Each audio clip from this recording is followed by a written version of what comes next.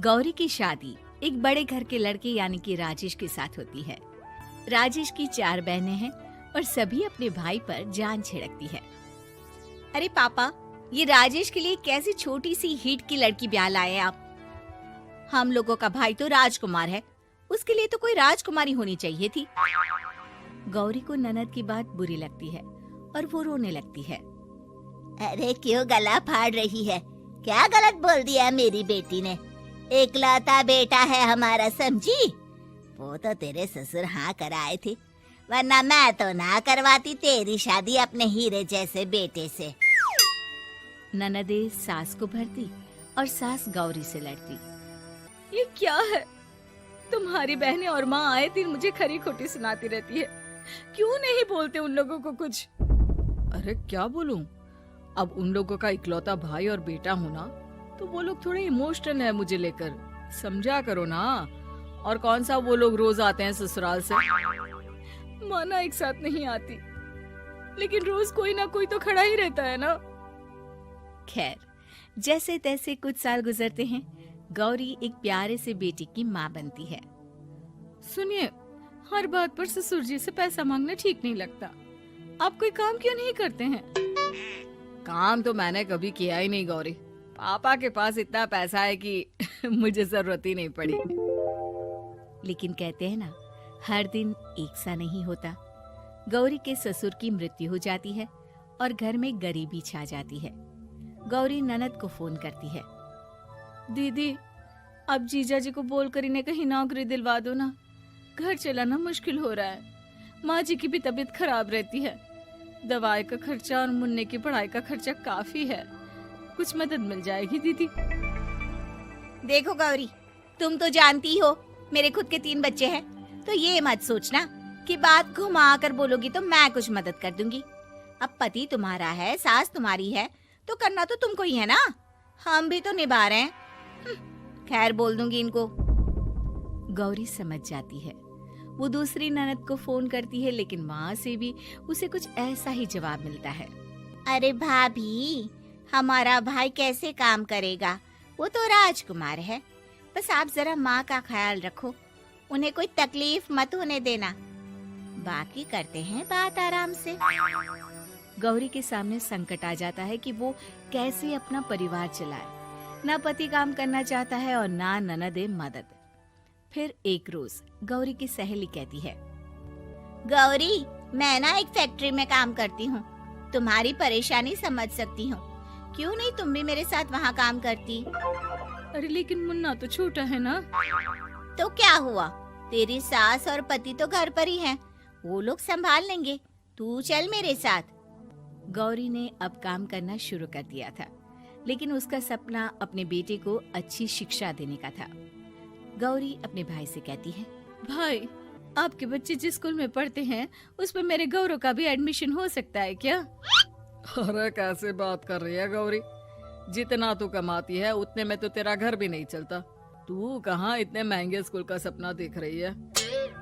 लेकिन गौरी भी ठान लेती है कि वो किसी न किसी तरह अपने बच्चे को अच्छे स्कूल में पढ़ाएगी। माँ जी, ये मेरे गहने हैं, मैं बेच रही हूँ। गौरव का कल एडमिशन है। अरे वो तो ठीक है गौरी, लेकिन आगे की फीस कैसे मैनेज करेगी? और ज्यादा मेहनत कर लूंगी माँ। गौरव कुछ बन गया तो हम लोगों के सारे दुख दर्द दूर कर देगा। गौरी, हम लोगों ने तुझे गलत समझा, लेकिन तू ही थी जो ये घर लेकर चल रही है, वरना कब की अलग हो जाती। गौरी सास की ओर मुस्कुराकर देखती है। आप भी तो मेरा साथ दे रही है ना। अरे कभी खाने में अंडा या मुर्गा भी खिला दिया करो, क्या रोज रोज पत्ता खिलाती रहती हो? अरे शर्म तो आती नहीं, सारा दिन बहू काम करके पैसे लाती है, खुद तो कुछ करता नहीं, ऊपर से मुर्गा खाना है इसको। गौरी अपना घर चलाने के लिए तो पर्याप्त पैसे कमा लेती है, लेकिन बेटे के महंगे स्कूल, कोचिंग और उसकी डिमांड पूरी करने के लिए उसे लोगों से पैसे उधार लेने पड़ते। माँ, मुझे जूडो कराटे की ड्रेस चाहिए, मैं घर के कपड़ों में क्लास नहीं अटेंड करूँगा। और क्या, बिल्कुल, घर की भी कोई ड्रेस होती है क्या? मैं कल ही ला दूंगी। हाँ बच्चा, तू बस मन लगाकर पढ़ाई किया कर। उसके जाने के बाद कहाँ से लाएगी पैसे ड्रेस के? माँ वो पास वाली चाची से कुछ पैसे उधार लूंगी। अरे सभी से तो उधार ले चुकी है तू।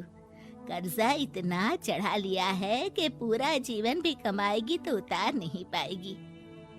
अरे माँ जी, गौरव कुछ बन जाए तो मुझे कमाने की क्या जरूरत, फिर तो मैं बस रानी बनकर राज करूंगी। एक दिन गौरव कहता है, माँ मेरी नौकरी लग गई है, वो भी अच्छे पैसों में। अब हम लोगों के बुरे और दुख के दिन जल्दी खत्म हो जाएंगे। गौरी की खुशी का ठिकाना नहीं होता। वो सास की फोटो के सामने हाथ जोड़ती है कि उसका पति उसे कहता है, देखा गौरी, तेरी तपस्या खत्म हुई। इतने सालों से जो तू फैक्ट्री में नौकरी कर रही है, अब तू आराम कर सकती है। अरे नहीं नहीं, अभी तो नौकरी लगी है, कुछ दिन कुछ पैसे कमा तो लेने दो। कुछ महीनों बाद गौरी की ननद गौरव के लिए रिश्ता लेकर आती है। अरे भाभी, वो मैं ना रिश्ता लेकर आई थी गौरव के लिए, सुना अच्छा कमा रहा है, क्यों? देखा मेरी बहन कितनी अच्छी है, कितना सोचती है हम लोगों के लिए। गौरी कुछ नहीं कहती, लेकिन उसका मन नहीं होता है कि वो बेटी की शादी इतनी जल्दी कर दे। हाँ वो तो ठीक है, लेकिन अभी कुछ कर्जा है जिसे उतारना है। तो क्या हो गया, शादी के बाद भी उतार लेगा, कम से कम एक लड़की आ जाएगी तो आराम रहेगा। गौरी लोगों के प्रेशर में आकर बेटे की शादी कर देती है और शादी के बाद एक दिन जब अपनी फैक्ट्री में जाती है, मैनेजर साहब, कैसे इस फैक्ट्री में 22 साल काम कर लिया पता ही नहीं चला। अब तो बेटा सेटल हो चुका है, नौकरी की जरूरत नहीं है। लेकिन आप सभी का शुक्रिया।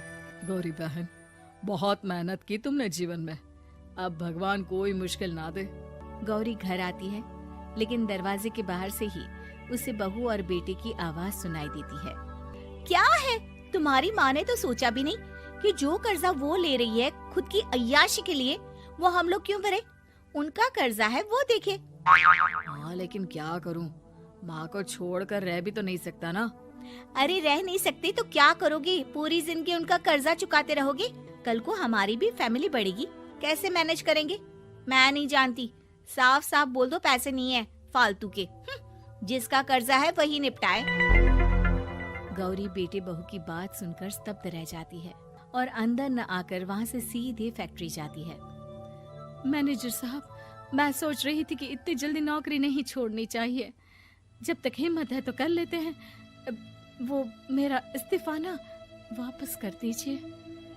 ये बोलकर गौरी की आंख लाल हो जाती है। मैनेजर समझ जाता है कि गौरी की उम्मीद टूट चुकी है। वो उसके हाथ में इस्तीफा रखकर कहता है, कर्जा माँ का है तो माँ ही चुकाएगी। माँ का कर्जा आज तक क्या कोई चुका पाया है?